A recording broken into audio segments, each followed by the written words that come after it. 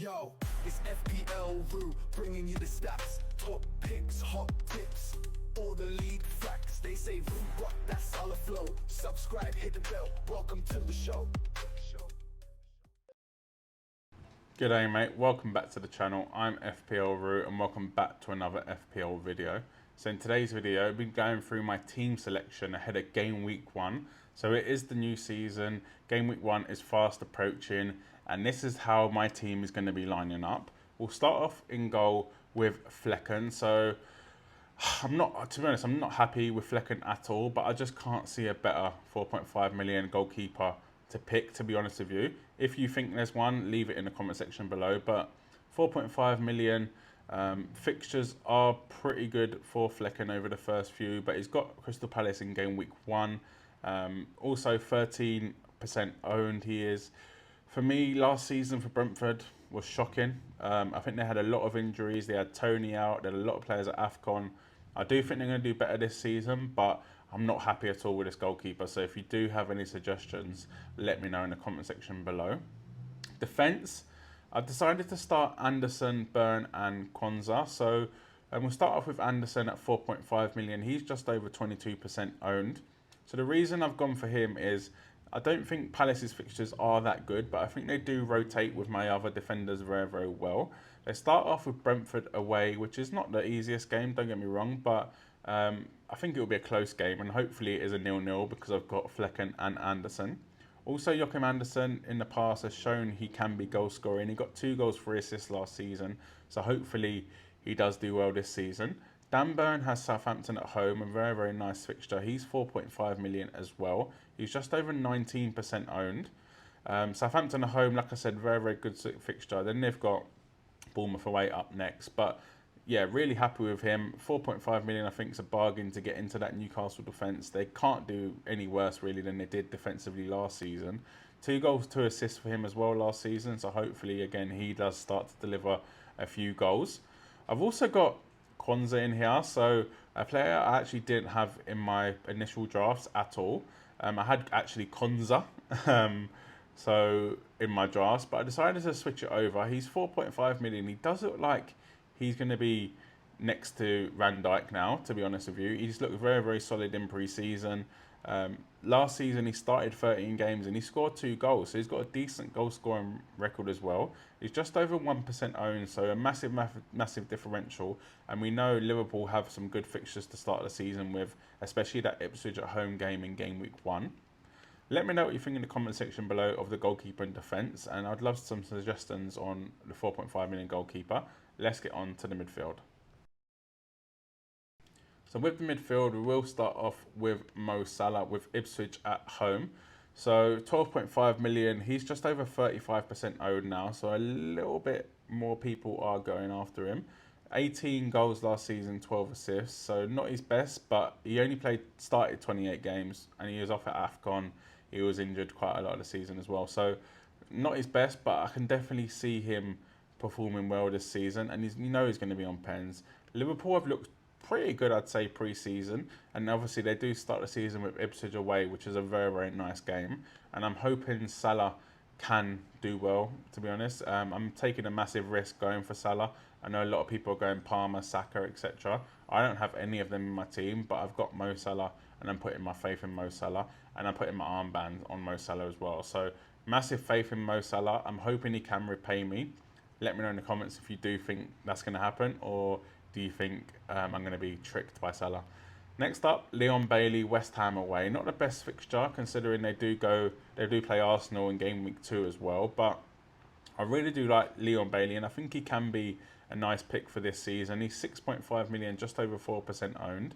Last season, he only started 22 games and he got 10 goals, 11 assists, which is a really, really nice return. I think the fact that Moussa Diaby's gone, and I think the fact that he's looked decent pre-season, I've got him in my team. But again, I'm not overly happy with it. I've got 0.5 million in the bank, so I could upgrade him to a 7 million midfielder. But yeah, I'm not too sure who yet. If you got any suggestions, leave them in the comments. Eze up next, who is 7 million, just over 33% owned. 11 goals and 5 assists last season. He only started 24 games, which is very, very good. Brentford away for Palace, then they do go to West Ham and then Chelsea, which is not the easiest start, but I think Eze being kind of the talisman for that Palace team now, no Elise on pens, on set pieces, on corners. Yeah, for me, 7 million is going to be a real bargain.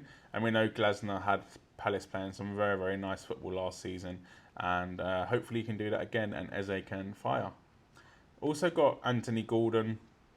So he came in for Heung-min Son basically, and I kind of used the money on another position. But we'll talk about Gordon first. So 7.5 million, just over 31% owned. Again, he had a really good last season. Started near enough every game for Newcastle. 34, he did start. 11 goals, 16 assists, and in pre-season he's been very good as well. They do start with Southampton at home, a very nice fixture. Then they've got Bournemouth away as well, so some couple nice fixtures there. And I really did want Anthony Gordon on my team. I think he's such a good player. I think he's going to have another great season, and for me, 7.5 million is an absolute bargain. Obviously, I did take out Heung-min Son. I just think the money was just a little bit too much for me personally. And I think with Solanke now at Spurs, Son will play on the left. There's no way Son plays through the middle now with Solanke there. So I think Son will play on the left. And while I do think he does perform better on the left, I don't think he performs better for FPL in terms of goals and assists. So that's the reason I've taken him out.